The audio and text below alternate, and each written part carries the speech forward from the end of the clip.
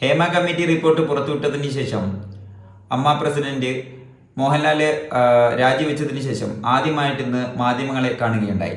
മാധ്യമങ്ങളോട് ഒറ്റ കാര്യമാണ് പറഞ്ഞത്. നിങ്ങളുടെ കയ്യിൽ ഒരുപാട് ചോദ്യങ്ങൾ കാണും, പക്ഷേ എനിക്ക് തരാൻ ഒരു ഉത്തരവുമില്ല.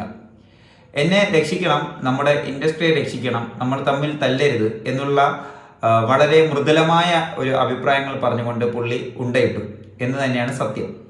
ഇത് ഉണ്ടയിടാനൊരു കാരണമുണ്ട്. കാരണം പുള്ളി ഈ പറഞ്ഞ വിവാദത്തിൽപ്പെട്ടിട്ടുള്ള മറ്റ് സിനിമാ താരങ്ങളുടെ ലിസ്റ്റിൽ പെടേണ്ടുള്ള ഒരു വ്യക്തിയാണ്. ഈ പ്രസിഡന്റ് സ്ഥാനം രാജിവെച്ചിട്ടില്ലായിരുന്നെങ്കിൽ മോഹൻലാലിന്റെ പേര് ഏതെങ്കിലും ഒരു സൂപ്പർ സ്റ്റാർ പറഞ്ഞിരിക്കും, അത് ഉറപ്പാണ്.